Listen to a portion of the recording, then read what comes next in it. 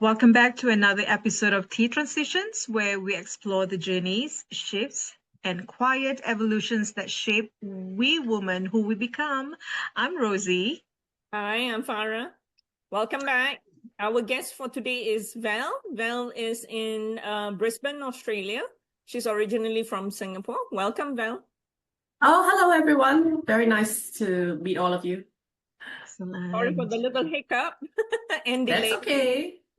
No problem at all. So, folks, grab your tea, settle in, and let's talk about the transitions. Welcome, Valerie. If you can give us a little bit of a background of where you actually originally from and what took you to Brisbane, Australia. I was born and I grew up in Singapore, and it was that's my home country. I went to Australia to study in year 2000 during the Sydney Olympics. Nice. And unfortunately, after I finished my degree in 2004, as a former scholar of Singapore government, I had to go back to Singapore and work. So from 2004 onwards, I returned to Singapore and I worked in a hospital. I was a nutritionist then. So I worked and finished up what we call in Singapore the contract or the bond. Right. So I still remained in Singapore, and that's where I got married and started my family. Somewhere after my first child was born, I had a crisis, a quarter life crisis. I love that, the quarter, not midlife, quarter. Not mid, but quarter life. And I said, hey, I'm really, really bored being a nutritionist. Yeah. As in Singapore, we say can't tahan or can't tolerate anymore because, I'm telling people to lose weight all day and no one's listening to me. And it's just not me. Well, for listeners out there that don't understand the context of this, I think Singaporeans love their food. Yes. You cannot convince them. Food is religion. Okay, it's religion. 100%. So I feel like I was trying to convert people to another religion. And all my admiration to all those people who have done that successfully. I've never been able to convince anyone to switch their religion. So I applied for medical school. During my maternity leave, after I gave birth to my first kid, I had that quarter life crisis, and I said, hey, a grumpy mother is not what I want to be. I want to be very focused. I want to really live up to my potential. I didn't always dream of being a doctor, but it was something that my parents wanted me to be. Also, to give a bit of cultural context, when a Singaporean child is born, we are therefore blessed with a career pathway of 4 choices: doctor, engineer, lawyer, maybe accountant or banker. Yeah. If you fall out of these 4 choices, you are in trouble. You know? So I just didn't want to be in any of the boxes. I wanted it to be from myself rather than from my parents. And it was a very strong cultural push. And even in the schools, they kind of funnel you. You're good in science. You go this way. Okay. Half my classmates became doctors. Like more than half. The rest, I don't know. One became an insurance agent, and honestly, he is richer than all of us because he owns a couple of firms, the insurance firms. Wow. Yeah. So anyway, when it came to my uni choice, I told my parents, bullshit, I'm not gonna, sorry for swearing, but I'm not gonna conform to that. So instead of putting medical school, I put some arts degree in, and simultaneously I applied to go overseas to study. And so when they discovered that I enrolled in the Singapore University in the Bachelor of Arts, they were furious. No. I thought there was a little rebellion. So then when the Singapore government said, okay, we offer you a scholarship, they said, girl, go take the scholarship, go overseas, don't do arts. So it was kind of like a technique to trick them into allowing me to go overseas. But when I went overseas, I didn't do medicine or something. So I just chose the next available course that they allowed me to take. Mhm. So I did nutrition, and then fast forward back to Singapore, feeling very disgruntled, quarter life crisis. I applied for medical school, and I didn't expect to go in because I was already during maternity leave. I was about 8 years out of high school, so they tested a lot on the sciences, and I haven't done it for a long time because I was teaching people the religion of diet. Plus, it was also the fact that it was your second pregnancy. So imagine the hormonal kicked in. Change, yeah. I Oh, lost most of my geez. brain. Yeah. Yeah, So, yeah. but Right. I even remember they interviewed me because I didn't do really well for the medical school has a entrance exam, but I didn't do very well. I just passed. Mhm. But at that time, they interviewed me and they asked me, tell us more about your final research project. I said, I don't remember. I'm sorry. Jeez. I don't remember much. I can tell you an outline, but I don't remember much. It's many years ago. And I remember the guy was like, this woman has some guts, huh? Yeah. She even said, I don't remember. But I imagine, I said, this is what I think it was about. This is how I would have done it better if I had a second chance. And this is what I like to do. Mm. And I got in because I remember I said, it's not where you started, but it's the final destination. It's the dream.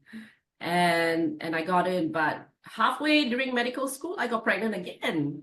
Because, medical school, it's school, right? We are, not there 9 to 5. We're at home watching lectures. So boring. What else do? We look at each other and then we try to make babies. Exactly.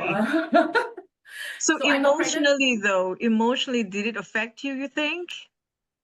The pregnancy? Everything. Yes. It's Yes, like I think I was emotional in a roller coaster. daze. Yeah. I was in a daze. So I had one toddler. I was pregnant and I was still having to take tests and exams every Exactly. week. So I took a year off medical school and gave birth. Then I went right back to complete my course. But again, the same problem happened and I fell pregnant again in my final year. Oh my. Yes. How did you do it? Like, I just had sex. Straight shooter. I just had sex and Yeah, just I boom, it just had sex. happened. No. Actually, it's a bit worse than that. Coming back to religion, it was religion that stopped contraception. No. So I don't know whether a lot of the listeners are very familiar with the context, maybe in the States, certain Christian denominations, Yes. and they don't allow contraception. Yes, I've heard. Yes, yeah. And it's the single most limiting thing for a woman, right? Yep. And a woman who embraces her sexuality means that you're going to leave it to chance. Yeah. And obviously, chance not on my side. No, Apparently not. No matter how many times you tried, it's proven and proved.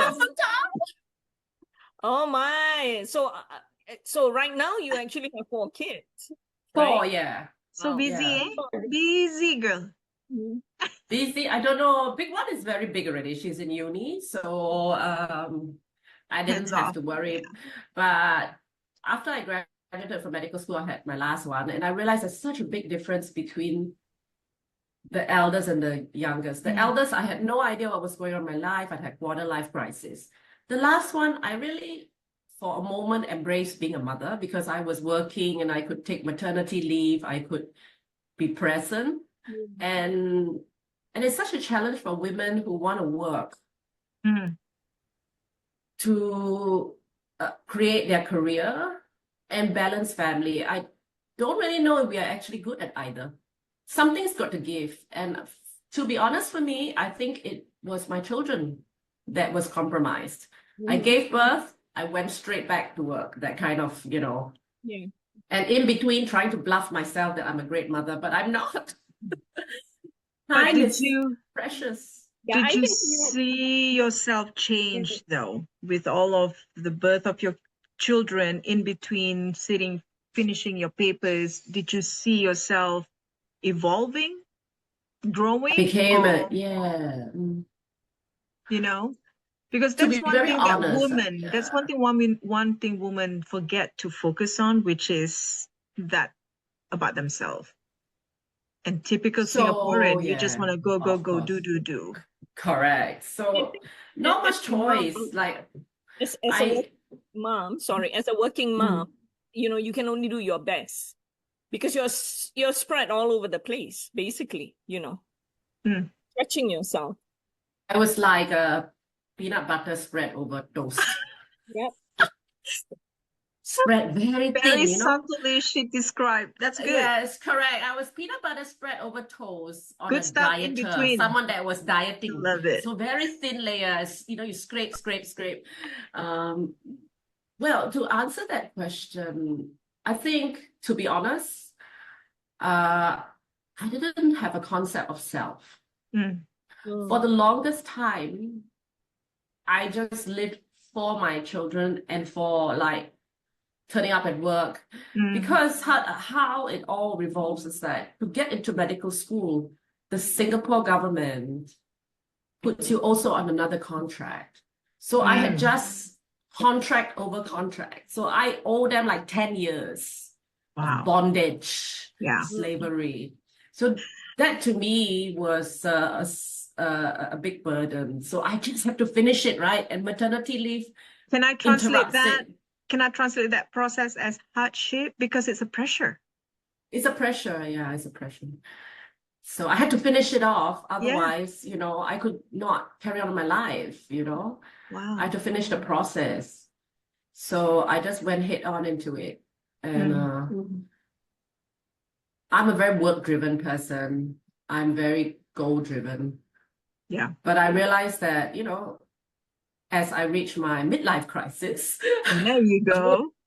we do it every 25 years, okay? Right. So, when I reach my every 25 years, okay? I know. Only, yeah. I hope this is the last one. Don't want too many crises. You get wiser. So, you just keep going. And towards the end of my contract, my then husband, now ex-spouse, ex-husband, said, let's go to Australia. Out of the blue. And he said, I cannot stand this place in Singapore. It's too expensive. Our children are all squeezed into a HDB and a eventually a condo, then a HDB. We can't house 4 of them in a 2-bedroom. Ooh, yeah. Yeah. And I said, hey, look, that's all I can, afford. And that's the life it is. My parents are not involved in looking after them. So he said, yeah, we go to Australia, we get another chance and we can start afresh, maybe get a house that can house our children and they get a different life. Okay, lah? I said, okay. Because my eldest one at that time was going to take the dreaded PSLE. And she was struggling at school because of learning difficulties. Yeah. Which later we discovered was neurodiversity. Yeah, she was actually on the autism spectrum. Gotcha. Yeah, but in Singapore, whether you spect or no spect, you have to continue. Yeah. And to be diagnosed would be a horrible label, I feel, in the society back then. Like this is like almost 20 years ago. Yeah. So we decided to leave and we left. It was hard at first because I was having a good job. I was having a good job and position, and finally was gaining some traction in my career when I went to Australia because they don't accept Singapore degree. There's no reciprocity. So I started from scratch again. So, oh my Yes. God. Oh dear. Okay, hold on. My light bulb just went ding, ding, ding. Emotionally, how did you then feel to have your Singapore experience undervalued and what kept you going? Yeah. Well, so that's why I say that, maybe it's a blessing that I had no sense of self, right? Yes, okay, girl. Everything is a blessing, right? So you're giving to your family and you say, okay, look, my family needs me to work because I have the one with a recognized job, let's just say. Yeah. And if I have to start from the scratch to be a houseman again, right? Then I just, be a bodo lah. Just act bodo. which translates for the listeners to act stupid, you know. But you're tough. Don't act above my pay grade. So even though I have 10 years of medical experience, I go there, I just, you know, monkey see, monkey do. You tell me do, I do. You don't tell me, I don't, you know, stand up and talk about it. So I was just. Was that a survival tactic to a degree? Yes. At some Yes, point. it is. Yeah. Because you don't know the system, right? You go straight as a foreigner into a very high tension, hierarchical, structured system. And you want to be like arrogant. You want to say, I deserve this. I'm entitled to this. You're done for. On my very first day, my boss sat me down and he's a migrant himself. And he said, don't invite trouble. Finish your work and go home in peace. Wait, what does he mean by that? What did he mean by that? Don't know.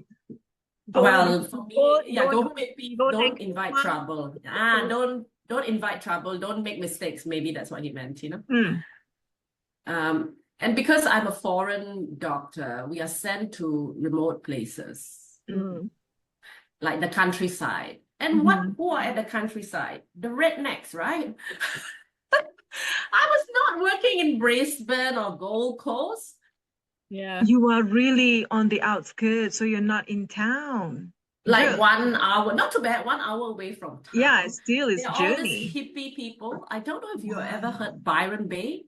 Yeah. Yes, I have. Yeah, where Chris Hemsworth stays. Mhm. Well, it's one of the small towns about half an hour from there, where everybody smokes weed and they don't get vaccinated. Okay. That's where they put me in the hospital there.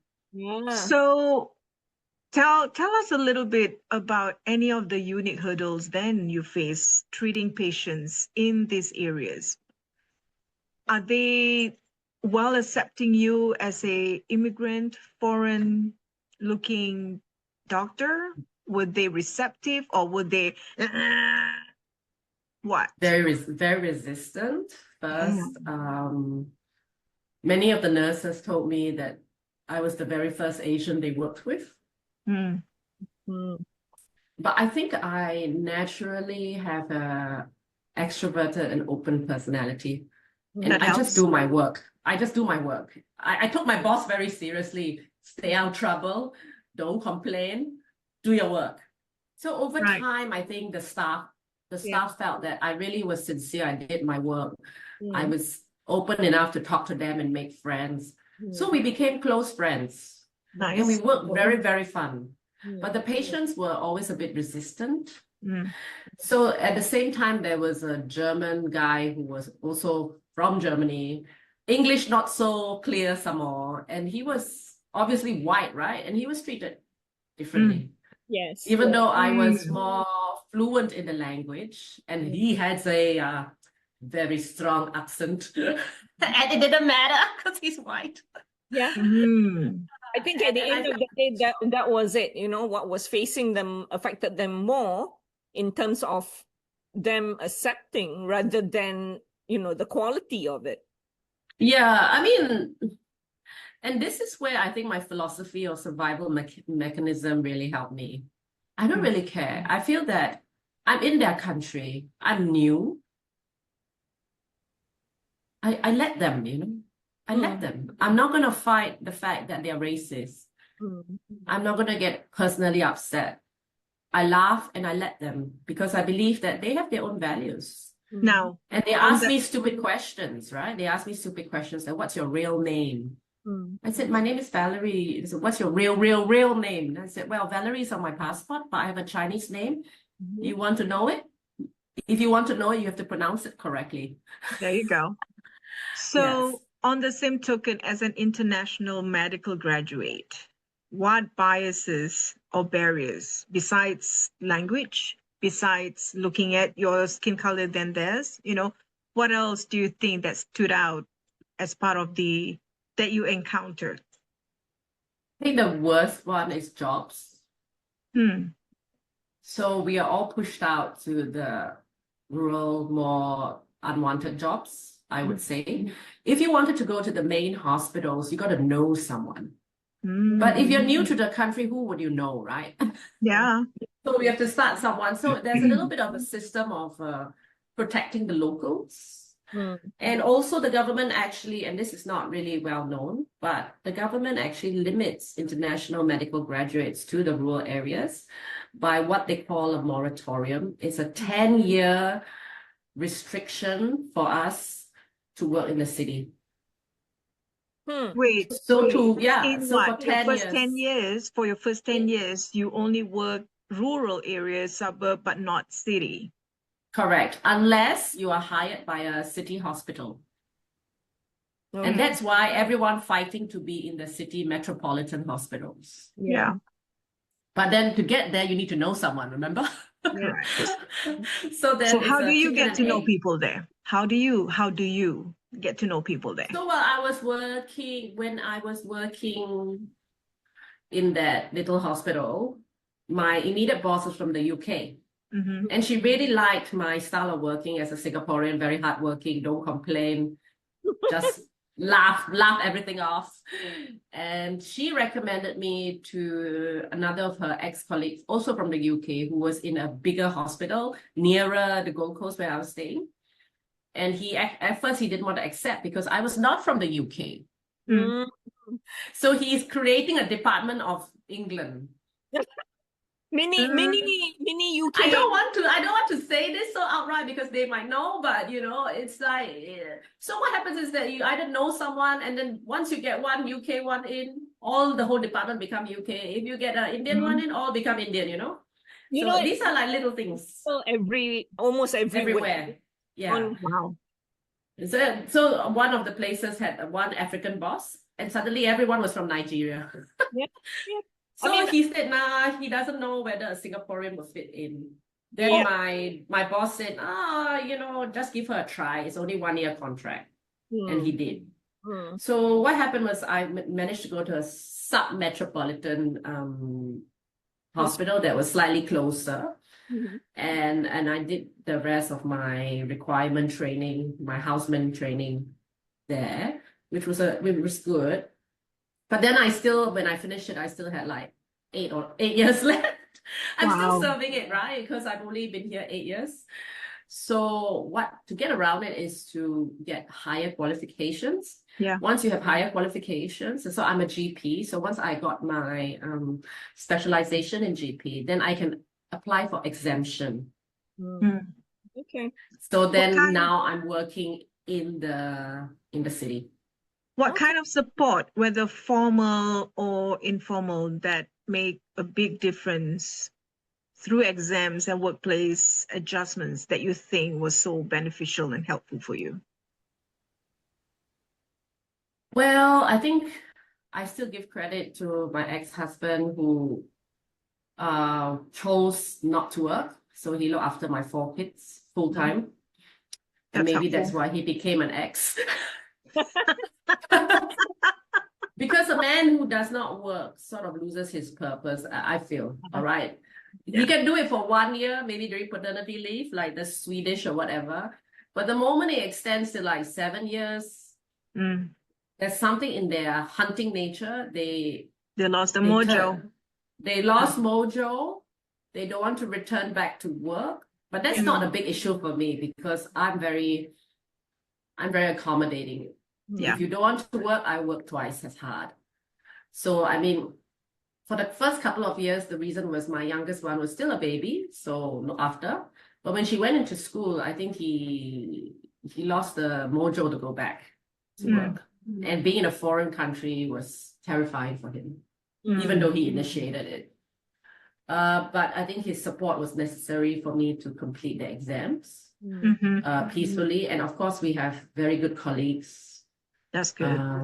I think those were the main support. I didn't have family and I didn't really have any of my good friends, but I had my immediate family and children, and I just had to do what I had to do. I don't really think about it too much. Yep, I understand. That's the same for all of us, basically. Like you just you roll with it. Roll with it, or I like to say, I just wing it. The way you say so positive. I think we Chinese have so many phrases, just suffer through it, no choice. Bo pian ma. Bo pian, yeah. Bo Every time I talk to my pian. parents, I'm like, why like that? Then they say bo pian. Totally understand. Totally understand. Let heaven decide. Let heaven decide. Right. So my All right, husband ladies, we have 10 minutes more before Zoom say bye-bye. But I have a question in tied to what you just said. If you could change one thing about the system overseas trained doctors, what would that be? And this is a question only relate based on what you shared, and I'm listening. Immigrants, the first 10 years have to be given only assignment as such, not, downtown. It's like that seemed to be the pre-qualifying, looks like to me.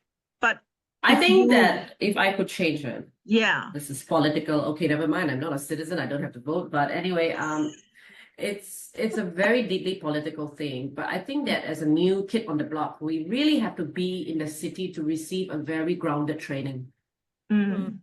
So we have to be the first choice to go to the main hospitals, either through a program or something to have an induction. You cannot leave us in the middle of nowhere under buffoons, because they are all outside people. Yeah. And they don't hold the same standards as the main hospital. I would say if I had a chance to do it, maybe have a program where, the first year we spend in a main city hospital, and then we move out after the first year. Not in the first year, you push us out to Ulu land. We have no support. Many times I was working by myself in a whole foreign system. But luckily, I'm from the Singapore system, which is close enough to the Australian system that I can wing it. Otherwise, it's a bit dangerous. I'm surprised nobody died yet. Yeah. Were you Or afraid? maybe they died. We don't know. Did it ever occur to you like, die lah, have to drive all thick skin, just go? Some days I turn up afraid. Some days then, fake it till you make it. Some days just give paracetamol. Put a goyo on, you'll be okay. See, that is the pragmatic Asian, as my husband always says. We just your husband not Asian? No, not yet. Yeah, that's I'm looking. It's me. Yeah. Oh dear. But now let's talk about family. As a mother of 4, how has each child then helped to reshape your view?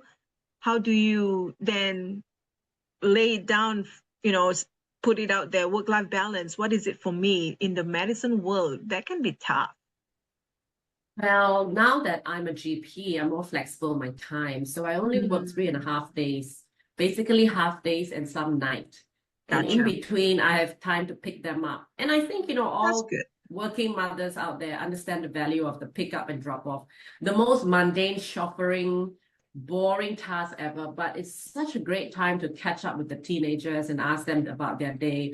They don't feel so threatened because you're not staring in their face. Yeah. They kind of have to talk to you, but they can also look at their phone. So then, it forces them to express some thoughts that I really cherish this drop-off and pick-up times.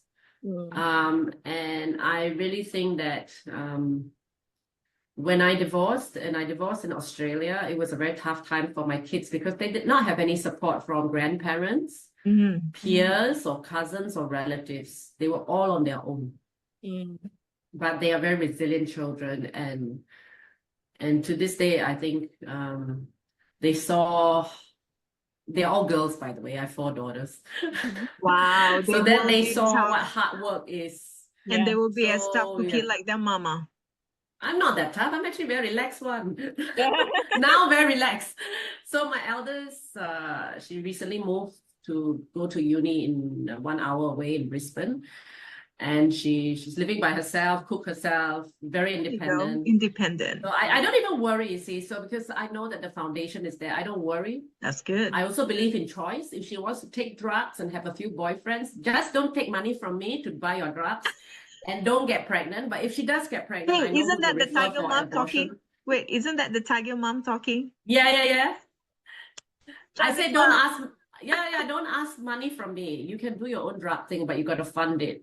Yeah. So I think she works online, like some online website development thing, and she earns money online. My That's second cool. one is 16, so she's gonna graduate soon. She has 2 jobs. So I say, hey, you earn money for yourself, Ken, but don't earn money for a man, okay? There you go. Important Smart. key. That is very, very important. Yeah. Smart. Yeah, I realize the big thing about being a woman is really financial security and freedom. Yep. Mhm. Gives you choice. Yes. So she worked 2 jobs. I say, look, this is such an amazing thing. Like 16 studies and 2 jobs. And she says, I need to build my own savings and I want to have financial freedom. I said, yeah, Perfect. that's very good. That's Yeah. awesome.